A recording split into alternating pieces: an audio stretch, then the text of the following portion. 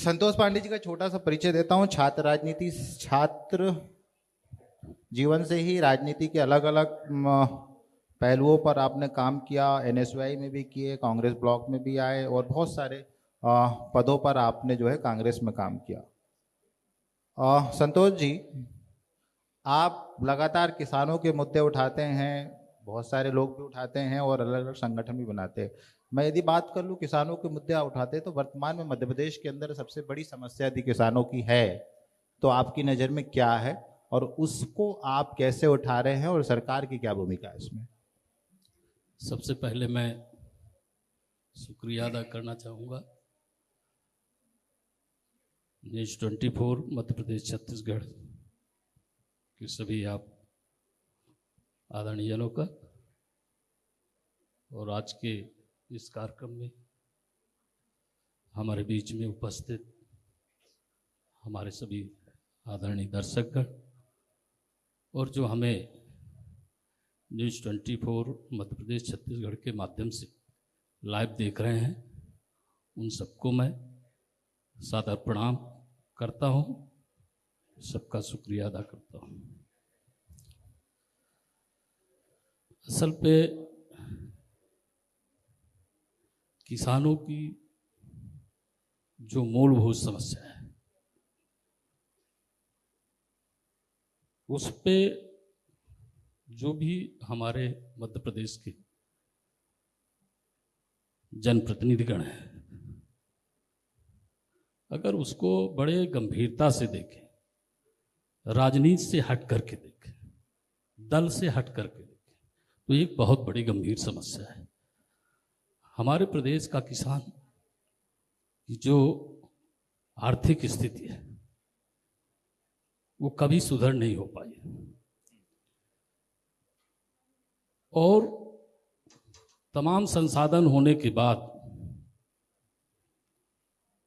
किसानों के बच्चों को शिक्षा के दृष्टिकोण में देखा जाए तो बहुत पीछे है। किसान लगातार प्रयास करता है, लेकिन आज जो महंगाई है, जिस प्रकार से शिक्षा का व्यापारीकरण हुआ है, उससे किसान के बच्चे आगे नहीं जा पा रहे हैं। तो अगर आपके न्यूज़ 24 के माध्यम से मैं मध्य प्रदेश की सरकार से कहना चाहूँगा कि वास्तविक में अगर किसान की सरकार हितैषी है, किसान के हित के बारे में सोचती है, उनकी आर्थिक स्थिति मजबूत करना चाहती है, तो जो उनकी फसलें हैं उनका एक अच्छा दाम मिलना चाहिए। जैसे अभी गेहूं की फसल 2600 रुपये प्रति कुंटल खरीदी जा रही है।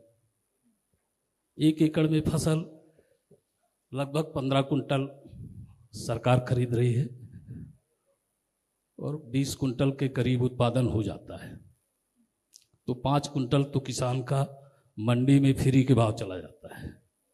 लेकिन मैं आपको टोकूंगा, खुद मुख्यमंत्री जी भी वो तो अक्सर जबलपुर आते हैं, बहुत स्नेह है उनका जबलपुर के ऊपर।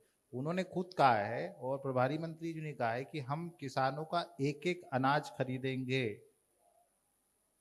आप कैसे इस बात को कह रहे हैं? और वो कह रहे हैं कि हमने पिछली बार भी रिकॉर्ड तोड़ अनाज खरीदा। अगर डाटा उठा के देखा जाए, किसान से भी बात की जाए, मैं भी किसान हूं, हर किसान हमारे यहाँ जो गेहूं का उत्पादन है लगभग 20 कुंटल प्रति एकड़ जाता है मिनिमम।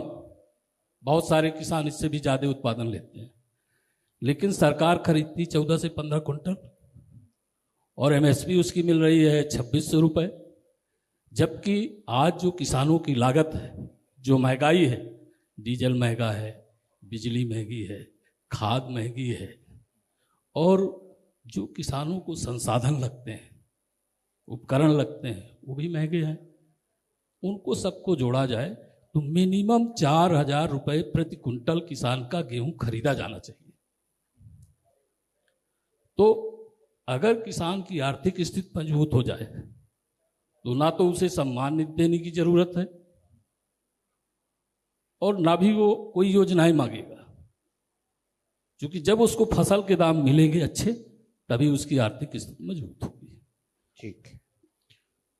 आप 2023 में किसानों के लिए बहुत सारे वादे किए गए थे, वो आप देख पा रहे हैं कितने हो पाए हैं या अधूरे रह गए हैं या अभी उनमें काम होना बाकी है? मैं तो सर ये कहना चाहूँगा कि हमारे प्रदेश ही नहीं पूरे देश में 80% किसान है और भारत की अर्थव्यवस्था भी कृषि पर आधारित है। तो ऐसी स्थिति में कहना चाहिए कि किसानों के साथ एक बहुत बड़ा अन्याय हो रहा है। उनके अर्थव्यवस्था के साथ साथ उनको जो संसाधन मिलना चाहिए, जो सरकारें योजनाएं तय करती हैं, वो योजनाएं धरातल में नहीं पहुंच पाती, वो कहीं ना कहीं भ्रष्टाचार का शिकार हो जाती है। 12,000 रुपये साल का नहीं मिल रहा किसानों को? 12,000 रुपये साल का जो किसान सम्मान निधि है, तो मेरे ख्याल से अभी 4-5 महीने से तो नहीं मिल पाई है।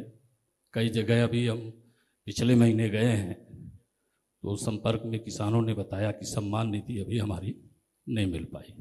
लेकिन प्रश्न ये नहीं है, प्रश्न सबसे बड़ा है कि किसान की आर्थिक स्थिति मजबूत कैसे हो।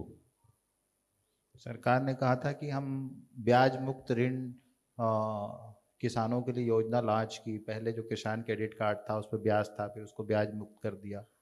तो ये भी एक कदम जो उठाया था, क्या ये भी पर्याप्त नहीं है? नहीं, मैं इसको पर्याप्त नहीं समझता हूँ। बहुत किसान ऐसे हैं कि जब प्राकृतिक आपदा आती है तो उनकी फसल नष्ट हो जाती है और पूरी साल मेहनत करने के बाद उनके हाथ में कुछ भी नहीं आता, और ऐसी स्थिति में किसान कर्जदार हो जाता है। तो वो जो किसान क्रेडिट कार्ड है वो उसको कर्ज अदा नहीं कर पाता, तो दोबारा उसको जो है सरकार के द्वारा वो सुविधा नहीं मिल पाती।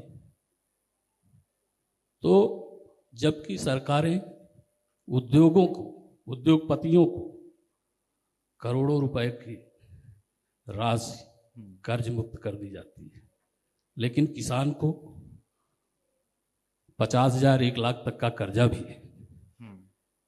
मुक्त नहीं किया जाता उनको। आप ही की बात जब आपसे सवाल उठाता हूँ, आप तमाम सवाल उठा रहे, हो सकता है वो चीज़ें ज़मीन पे हो जो आप कह रहे हैं, मैं उसको झुठला नहीं रहा हूँ। सरकार लगातार ये दावा कर रही है, मध्य प्रदेश उन राज्यों में शामिल है जिसमें 5 से ज़्यादा बार कृषि कर्मण अवार्ड हमारे मध्य प्रदेश की झोली में आया है। पहले की सरकारों ने भी दिया है। लगातार कृषि का हेक्टेयर बढ़ता जा रहा है। अभी मुख्यमंत्री जी आपके सलीमनाबाद आए थे, जहाँ टनल का उद्घाटन करने 1.5 लाख हेक्टेयर से ज़्यादा का उन्होंने रखा है। 1,85,000 हेक्टेयर उन्होंने सिंचित करने का आंकड़े पेश किए हैं। होगा सर, मैं ये नहीं कह सकता। देखिए, इतना बड़ा मध्य प्रदेश है, उसमें से 1-8% किसान ऐसे हो सकते हैं, लेकिन 99% किसान इस स्थिति में नहीं है। ना तो उसको अवार्ड मिल पाता है और ना ही वो उसकी जो फसलें हैं उसका अच्छा उत्पादन हो पाता है। पानी की व्यवस्था नहीं है, बिजली की संपूर्ण व्यवस्था नहीं है। आज हम 24 घंटे किसान को बिजली 3 फेज मिलनी चाहिए, और मध्य प्रदेश में बिजली का उत्पादन अच्छा हो रहा है, लेकिन मध्य प्रदेश की बिजली कहाँ जा रही है? उद्योगपतियों के पास जा रही है, और यहाँ किसान 5 से 6 घंटे उसको बिजली उपलब्ध हो पा रही है। आज प्राकृतिक मौसम इस तरीके से है कि वर्षा नहीं हो रही। अभी हमारे यहाँ का किसान मोटर चालू करके पानी खेतों में भरता है, और अगर 2 घंटे मोटर चली और लाइट चली गई तो 2 घंटे बाद पुनः लाइट आई, तब तक वो पानी पुनः जमीन के अंदर चला गया।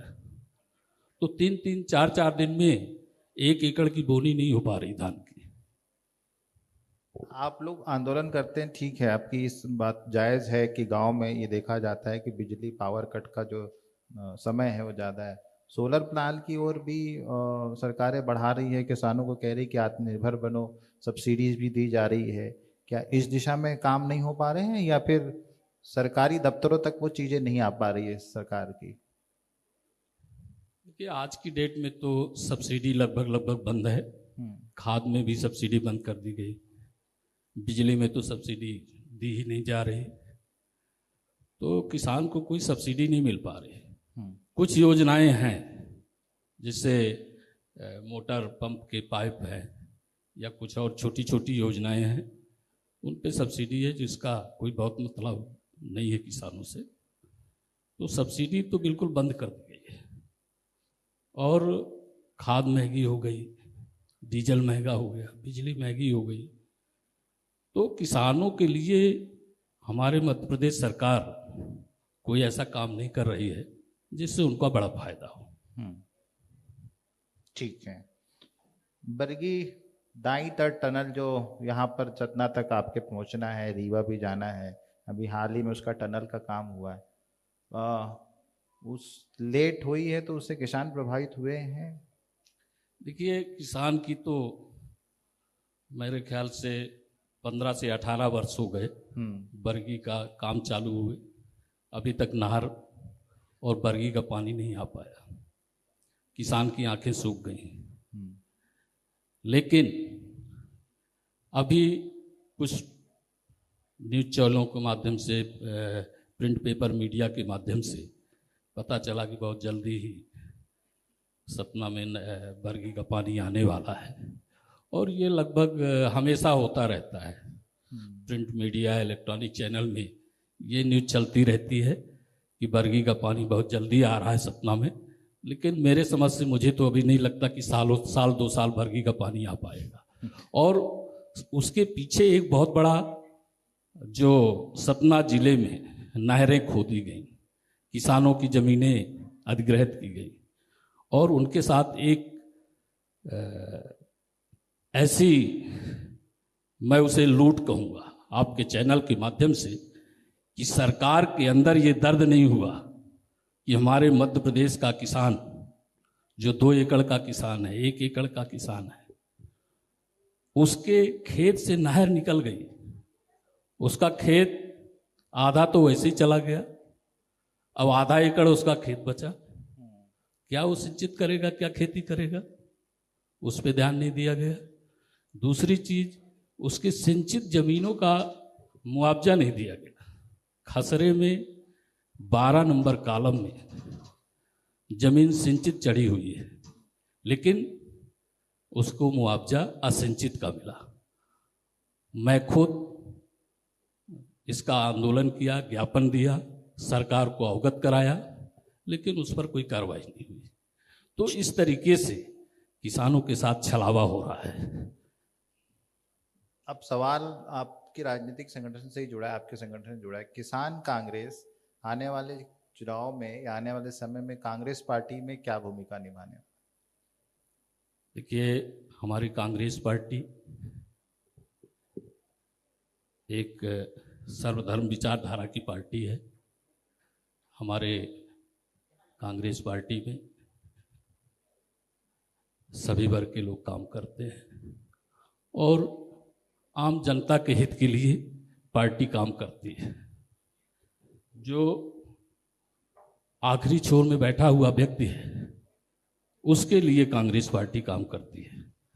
तो हमारा जो किसान कांग्रेस का संगठन है, हम किसानों की समस्याओं को लेकर के, किसानों की जो आर्थिक समस्या है, जो अन्य समस्याएं हैं, उनकी आवाज़ उठाते हैं, उनके लिए लड़ाई लड़ते हैं और उनसे अपेक्षा भी करते हैं कि वो निश्चित तौर पर आने वाले समय में कांग्रेस पार्टी का साथ देंगे, और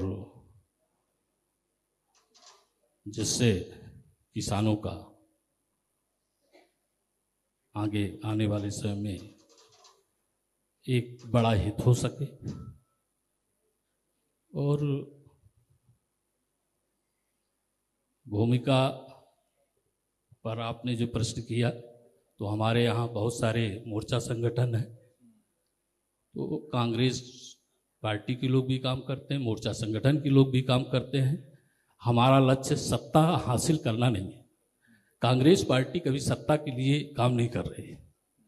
कांग्रेस पार्टी का शुरू से लक्ष्य रहा है कि जो अंतिम छोर में बैठा हुआ व्यक्ति है वो खुशहाल रहे, उसकी आर्थिक स्थिति मजबूत हो, उसके बच्चे अच्छी शिक्षा प्राप्त कर सके, उस परिवार को अच्छा स्वास्थ्य मिल सके और उसको रोजगार प्राप्त हो सके। सत्ता के लिए काम नहीं करती, लेकिन आपको भी पता है कि सत्ता में आए बिना काम भी नहीं होते। उसी से जुड़ा सवाल ले लेता हूँ। आने वाले चुनाव में क्या संतोष पांडे जी भी अपने आप को चुनावी मैदान में देखते हैं? विधायकी लड़ने का कुछ तैयारी है? देखिए, मैं पार्टी का एक छोटा सा कार्य करता हूँ और पार्टी जो हमें जिम्मेदारी देती है उसको आम जनमानस के लिए हम लोग पूरी तन्मयता के साथ काम करते हैं। और लगभग 35 सालों से मैं कांग्रेस पार्टी में काम कर रहा हूँ, अपने छात्र जीवन से लेकर के। तो मैंने कभी न तो शीर्ष नेतृत्व से कभी ये कहा, न कभी बात रखी चुनाव लड़ने की। और पार्टी जैसा निर्देश करेगी, आदेश करेगी, जो उचित समझेगी कार्यकर्ता के लिए, उसके लिए हम तैयार रहते हैं और पार्टी के दिशा निर्देशों को मानते हैं। जी, तो जो पार्टी का दिशा निर्देश होगा वो करेंगे। बाकी कांग्रेस किसान का आंदोलन जो है वो जारी रहेगा। संतोष पांडे जी, आप इस मंच पर आए, आपने तमाम किसानों से जुड़े मुद्दे भी रखे और खामियों को भी गिनाया, और मुझे लगता है कि जो कमियां आपने गिनाई हैं, मंत्री जी भी यहाँ पर हैं, वो भी इनको देखेंगे और समझेंगे, और मुझे लगता है कि आपके आंदोलन को और सफलता मिलेगी। बहुत बहुत धन्यवाद, आप यहाँ आए और आपने हमसे चर्चा की। बहुत बहुत धन्यवाद।